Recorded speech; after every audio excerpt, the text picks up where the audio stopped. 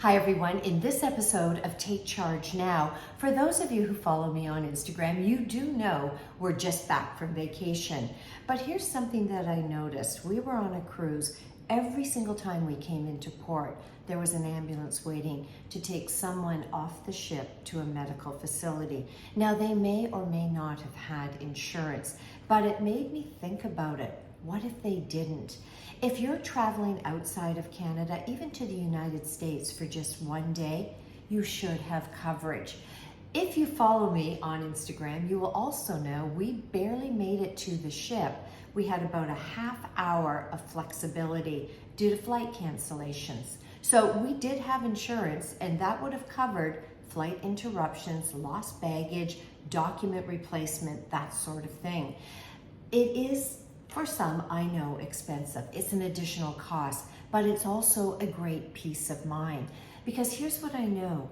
The government of Canada will not step in and cover your medical bills for you. When you travel from even province to province within the country, what you're covered for could vary. In some foreign places, if you need medical treatment, they will require, in some cases, proof of insurance or cash up front, or they won't treat you. And so my way of thinking, it just makes sense. Now, if you're looking to buy insurance, you could buy it from your travel agency. You could buy it from an insurance broker, your financial institution, your credit card. There are so many sources. Buying insurance isn't enough. You got to take it a step further and know exactly what you're covered for. Here, I've made a list. Understand what the deductible is. Are you going to be covered 100%?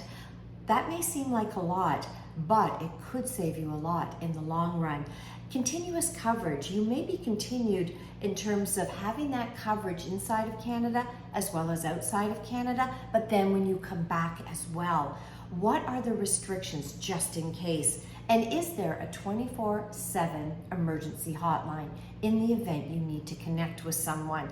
Also, what if you have maximum coverage, but it's only for a certain period of time? Can you extend that period of time? And will it pay in advance, as some medical facilities I already mentioned require it? It's going to be very different. Each family should sort of assess the situation themselves.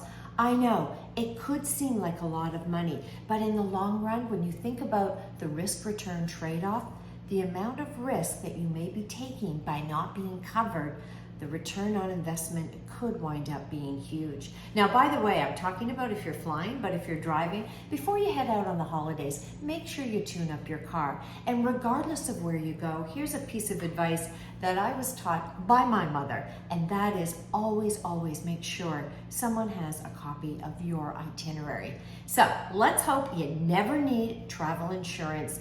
Small cost, big peace of mind. Happy holidays.